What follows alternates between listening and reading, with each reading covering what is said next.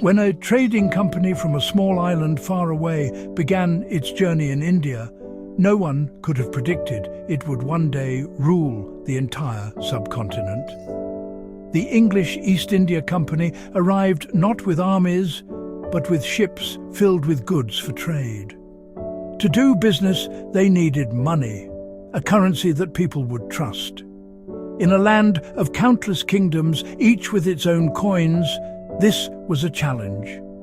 The company needed its own silver, its own rupees, to pay for spices, cotton and silk. This is where the story of the British Indian 1 rupee coin begins, not as a symbol of an empire, but as a practical tool for commerce. These coins were the lifeblood of the company's growing enterprise, the silver that fueled its expansion from a humble trading post into a formidable political power. The importance of coins in India cannot be overstated. For centuries, the clink of silver and gold was the sound of prosperity and power. A king's authority was stamped onto metal, his portrait and titles travelling from hand to hand in the bustling markets. When the East India Company started making its own coins, it was making a bold statement. It was telling the people of India that a new power had arrived, one with the resources and the ambition to create its own money. This was more than just economics, it was a subtle act of sovereignty. The journey of the 1 rupee coin mirrors the journey of the British in India, from merchants to masters, and finally to rulers of a vast and complex empire built on trade and conquest. The 1 rupee coin became more than just a piece of currency. It became a part of daily life for millions of people. It was the wage a labourer received for a hard day's work, the money a farmer got for his crops, and the price of goods in a village shop. Its design, its weight and its purity were matters of great importance. People trusted the coin because it was reliable. Its consistent silver content made it a stable store of value in uncertain times. As the British consolidated their power, their rupee replaced the many different local currencies, creating a single unified monetary system across the subcontinent. This standardization was a key tool in administering their vast new territory, binding it together with threads of silver. For an American reader, it might be interesting to think of this in the context of the dollar. Just as the US dollar became a symbol of American economic power across the world, the British Indian rupee became the symbol of the Raj. It was the currency of the largest empire the world has ever known. Imagine a coin used by nearly a fifth of the world's population, from the snowy peaks of the Himalayas to the tropical shores of the south. Every one of these coins tells a story of trade, power, and the immense cultural exchange that took place.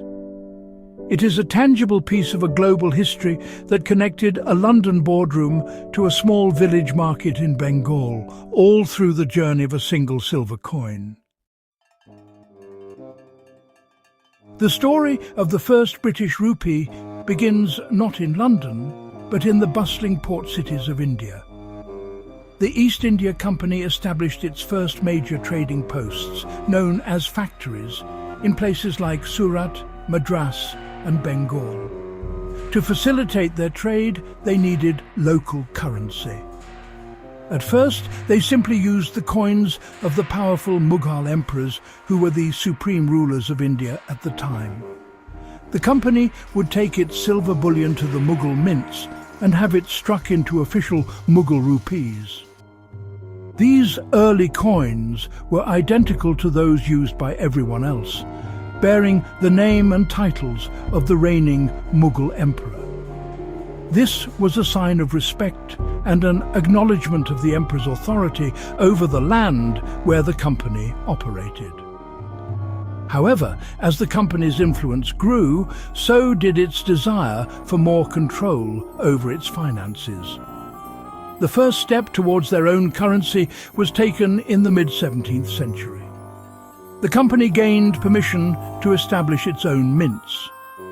The first mint was in Madras, modern-day Chennai, around 1640, followed by one in Bombay, now Mumbai, and then Calcutta, or Kolkata. The very first coins they produced were still made in the name of the Mughal emperor. For example, coins minted in Bombay were made in the name of the Mughal ruler, but might have a small secret mark or mint mark to show they were made by the company. This was a clever way to introduce their own money without openly challenging the local rulers. The earliest true British rupees, made openly for the company, were produced under the authority of the British monarch. For instance, the Bombay Presidency began issuing rupees in the name of King Charles II of England in the 1670s. These were crude, hand-hammered coins, very different from the machine-made coins that would come later. They were a bold declaration of sovereignty in a small territory. In Bengal, the company's mints produced rupees that looked almost exactly like the local coins of the Nawab of Bengal, but they were made with the company's silver. These coins were known as Murshidabad rupees, even when they were secretly minted in Calcutta. The goal was always to create coins that people would accept without question. The year 1835 marks a pivotal moment in this story. Before this, the company's three main territories, the Bengal, Bombay and Madras presidencies, each issued their own distinct coins. This created confusion and made trade between the regions complicated. To solve this, the Coinage Act of 1835 was passed. This act decreed that a single uniform coin design would be used across all of British India. This was the birth of the first truly all-India British rupee. It was a powerful symbol of the company's complete political and economic dominance over the subcontinent, a single currency for a single emerging colonial state. The era of diverse regional coins was over, replaced by the standardized silver of the company Raj. The new uniform coins, introduced in 1835, were a marvel of modern minting technology for their time. They were machine-struck, which meant each coin was perfectly round and had intricate details that were difficult to forge. The standard 1 rupee coin was made of silver, with a specific weight of 180 grains troy, or about 11.66 grams. This weight and its high silver purity, 91.7% pure silver, were guaranteed by the company, which gave the coin immense credibility in the marketplace. People quickly came to trust the new rupee because they knew it contained a reliable amount of precious metal. This consistency was a stark contrast to the many older hand-struck coins whose weight and purity could vary widely. The design of this first uniform rupee was simple yet powerful. The front of the coin, known as the obverse, featured a portrait of the reigning British monarch at the time, King William IV. His head faced to the right, and the inscription around him read, "William IV, King." The back of the coin, or the reverse, was carefully designed to appeal to both British and Indian sensibilities. It featured the words East India Company at the top. In the centre, the value 1 rupee was written in English, surrounded by a laurel wreath, a classic European symbol of victory and honour. Below the wreath, the value was also written in Persian, the old court language of the Mughals, as Yek Rupiya. This inclusion of Persian was a nod to the old system and helped people transition to the new currency. This design was not just about aesthetics. It was a carefully crafted piece of political propaganda. By placing the British King's portrait on the coin, the East India Company was making it clear who was now in charge. The King's image replaced that of the Mughal Emperor, symbolically transferring supreme authority from the old Indian rulers to the new British ones. For the average person using the coin, the message was unmistakable every time they made a transaction. The use of English was also significant, cementing it as the language of administration and power. The coin was a daily reminder of the new political reality taking shape across India. Interestingly, these coins were minted at the company's new state-of-the-art mints in Calcutta, Bombay and Madras. The machinery was imported from Britain, from the Soho Mint of Bolton and Watt in Birmingham, which was at the forefront of the Industrial Revolution. This meant that the coins produced in India were of the same high quality as those made in London. The introduction of these uniform, machine-struck silver rupees was a major step in creating a modern, centralised economy in India. It streamlined trade, simplified tax collection, and laid the monetary foundation for the next century of British rule, making the rupee an icon of the company's power. The year 1857 was a turning point in Indian history. A massive rebellion known as the Indian Mutiny, or the First War of Independence, swept across northern India.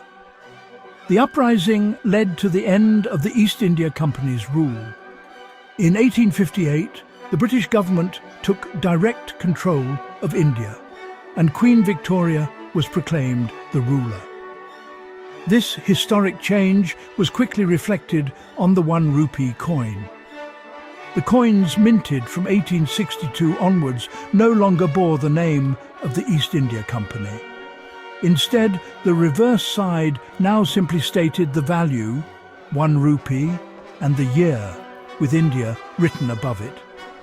The company was erased from the currency, and India was now officially part of the British Empire. The most significant change, however, was on the obverse. The portrait of King William IV was replaced by that of Queen Victoria. The early Victorian rupees show a beautifully detailed portrait of the young Queen, known as the young head or Gothic bust. Her hair is braided in an elaborate bun, and she wears a royal gown. The inscription around her declared her Victoria Queen. This image of a powerful female monarch was new and intriguing for many in India. It cemented her role as the new sovereign, the successor to the power once held by the Mughal emperors.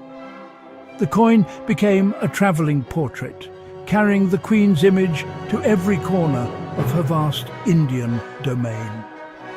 As Queen Victoria grew older, her image on the coinage was updated to reflect her age and her new, grander title.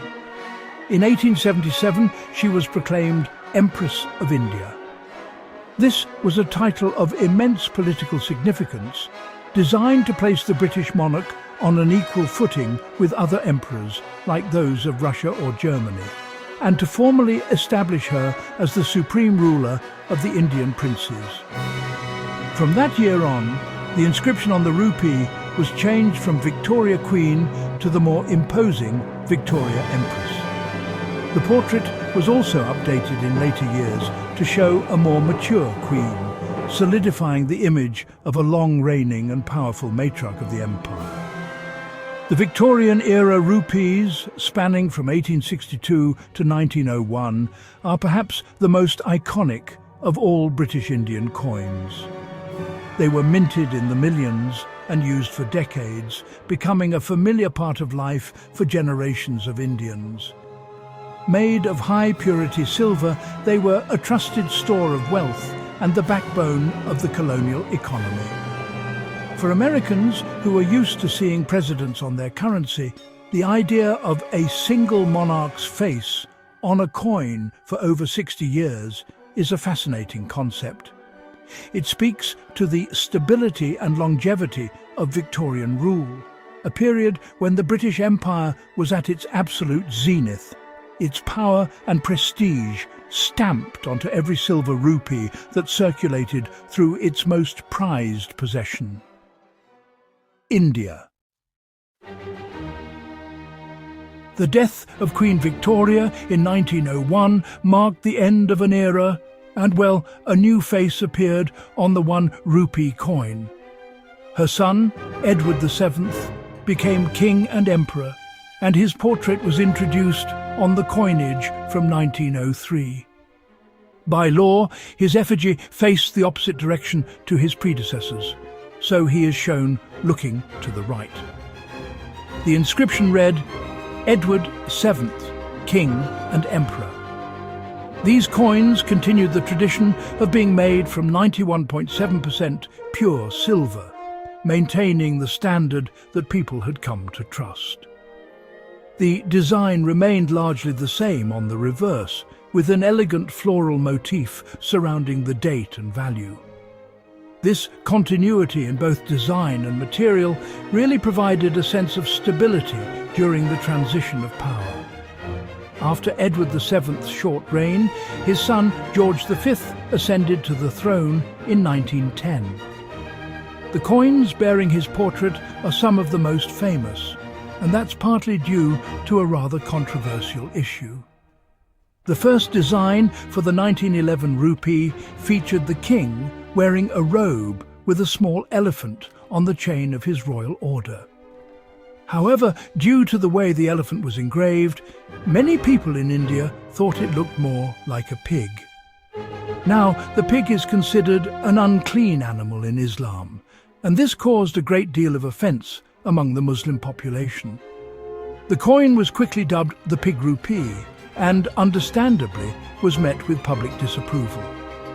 The authorities had to act fast, and the design was immediately withdrawn and modified. The elephant was redesigned to be much clearer on subsequent issues. The biggest changes to the rupee in the 20th century, though, were driven by the enormous costs of the 2 world wars.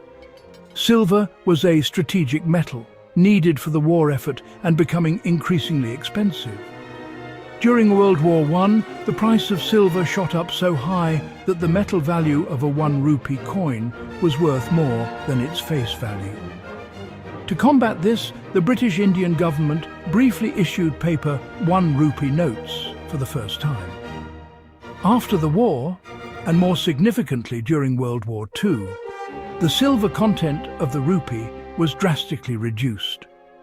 In 1940, the purity was lowered from 91.7% to 50%. These coins are known as debased or half-silver rupees. By the end of World War II, silver had become too precious to use in circulating coinage at all. In 1946, a historic change was made. The silver rupee was no more. It was replaced by a coin made of pure nickel. This was a massive shift. For centuries, the rupee had been defined by its silver content. Now it was a token coin, its value guaranteed by the government, not by the metal it was made from. This nickel coin, bearing the portrait of the last British monarch to rule India, King George VI, was the final version of the British Indian rupee. It marked the end of a long and fascinating monetary history, just 1 year before India gained its independence in 1947. Beyond the standard 1 rupee coin, the British Indian mints produced a fascinating array of smaller denominations, each with its own story. These fractional coins were essential for everyday transactions. There were half rupees, quarter rupees, and 2 anna coins, all initially made of silver. An anna was a unit of currency, with 16 annas making up 1 rupee. So a 2 anna coin was 1/8 of a rupee. These smaller silver coins allowed people to buy small quantities of groceries, pay for a cup of tea, or give alms. Their designs mirrored the 1 rupee coin, featuring the same monarch's portrait, making the entire currency system look uniform and official. Some of the most interesting coins are the very small ones, made from less precious metals. There was the copper quarter anna, a large heavy coin often called a pice. It was worth 1/64th of a rupee. Even smaller was the half pice and the 1/12th anna, a tiny bronze coin that was one of the lowest denomination coins in the empire. These small coins are particularly interesting to American collectors who are familiar with cents and dimes because they show how finely divided the economy was. They were the coins of the common people, used for tiny purchases that were a part of daily survival for millions. Finding a 1/12th anna from the Victorian era is like holding a piece of a world where value was measured in incredibly small increments. Among the most sought-after rarities in British Indian numismatics are pattern coins and minting errors. Pattern coins are proposed designs that were never approved for mass production. For example, when the East India Company was planning its uniform coinage in the 1830s, several different portraits of King William IV were proposed and struck as test pieces. These patterns are exceptionally rare, with only a handful of examples existing today, making them incredibly valuable to collectors. They provide a unique glimpse into the what-ifs of coin design, showing the alternative paths that history could have taken. Errors also create valuable rarities. The 1911 pig rupee is a perfect example of a design error that was quickly corrected, making the original coins scarce and highly collectible. Another famous example is the 1939 1 rupee coin from the Bombay Mint. For unknown reasons, very few of these coins were ever released into circulation, and most were likely melted down. As a result, the 1939 rupee is one of the great rarities of the entire series, a key date that every serious collector dreams of finding.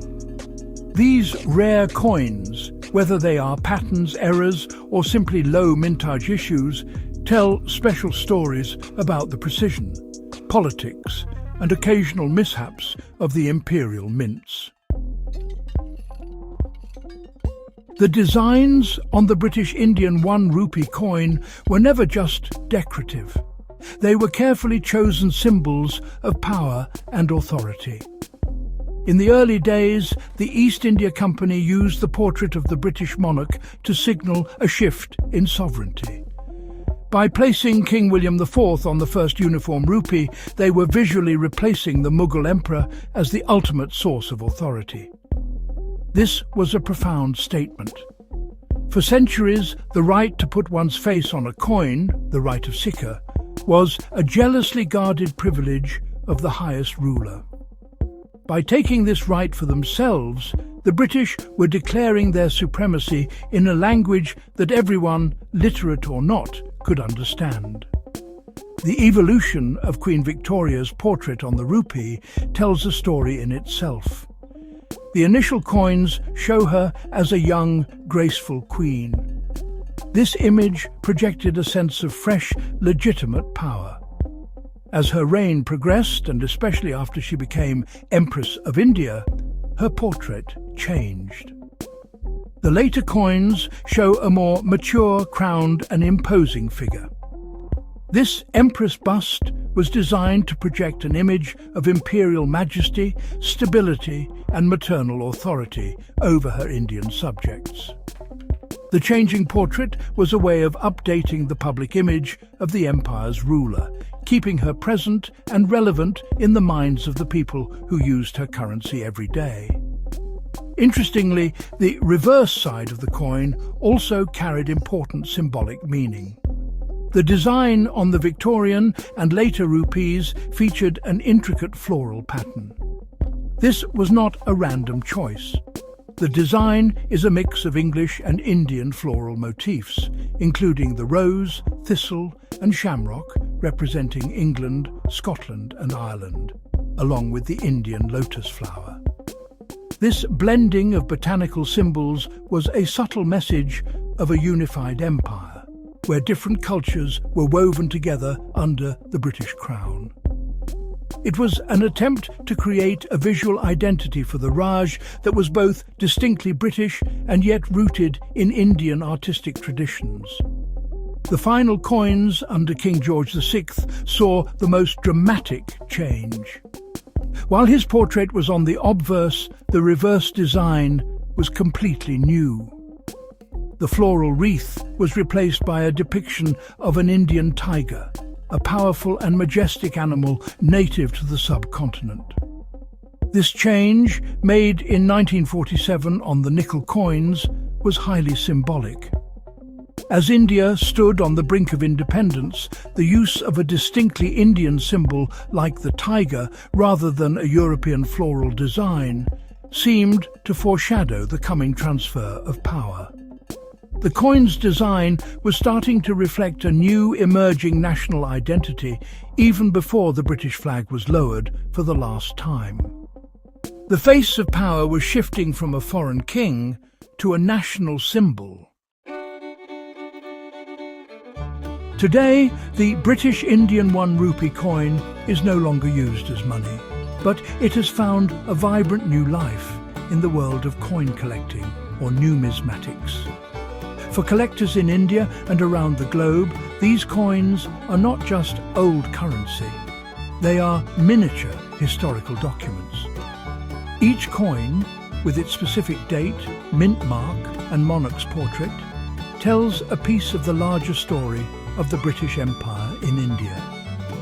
Collectors seek to assemble complete sets, trying to find one coin from every year of issue, or from each of the different mints, Calcutta, Bombay and Madras, and later Lahore. This pursuit can become a lifelong passion. The value of a British Indian rupee to a collector depends on several key factors.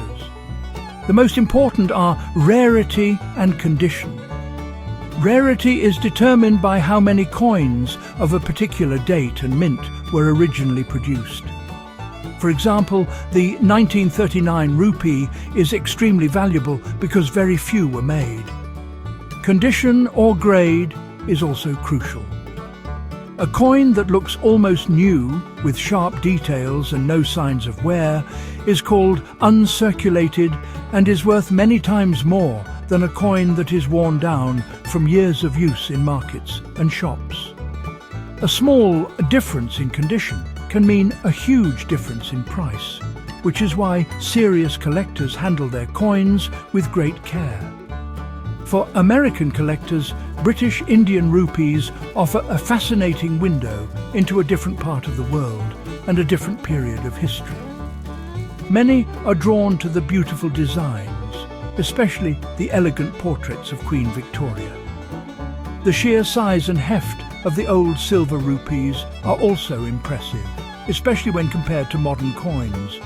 They feel substantial in the hand, a tangible link to the past. Collecting these coins can be an educational journey, leading one to learn about the monarchs of Britain, the geography of India, and the economic forces, like the world wars, that shaped the 20th century. It connects American history to world history in a very direct way. The market for these coins is truly global. There are major auctions held in London, New York, Mumbai, and online, where rare rupees can sell for thousands or even tens of thousands of dollars. The internet has made it easier than ever for collectors to find, buy and sell these coins, creating a thriving community of enthusiasts. Many people in India also collect these coins as a way of connecting with their own heritage and history. These silver rupees are family heirlooms for some, passed down through generations, each coin holding personal memories in addition to its historical significance. They are a cherished remnant of a bygone era.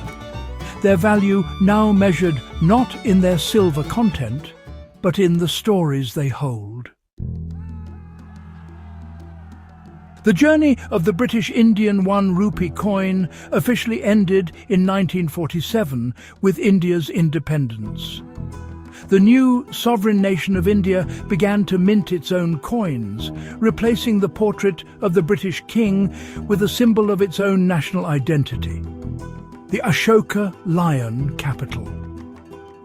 This ancient sculpture of 4 lions standing back to back became the emblem of the new republic, a powerful statement of a nation looking back to its own glorious past to define its future. The switch from the king's head to the lions of Ashoka was the final act in the long drama of the rupee, a symbolic declaration that the era of foreign rule was over for good. However, the legacy of the British rupee did not simply vanish. The monetary system the British created with the rupee as its foundation continued after independence. The new Indian rupee was the direct successor to the old one, and for many years the old British coins and the new Indian coins circulated side by side in the marketplace. People were so accustomed to the size, weight and feel of the British coins that the new Indian coins were initially made to the same specifications. It took time for the old silver to slowly disappear from circulation, as people hoarded them for their metal value or as keepsakes of a time gone by. The British 1 rupee coin remains a powerful cultural artifact. It is a physical reminder of a complex and often difficult period of Indian history. For some, it represents the oppression of colonial rule, a symbol of economic exploitation. For others, it is a piece of their heritage, a coin their grandparents used, imbued with nostalgia and family history. In popular culture, in Bollywood films and literature, the old silver rupee is often used as a symbol of wealth, tradition, and the past. Its presence lingers in the collective memory of the nation, long after it has ceased to be legal tender. In the end, the story of the British Indian 1 rupee coin is the story of India itself during a transformative period. From the first tentative coins of a trading company to the imperial currency of an empress, and finally to the debased coinage of a world at war, the rupee tracked the rise and fall of the British Empire.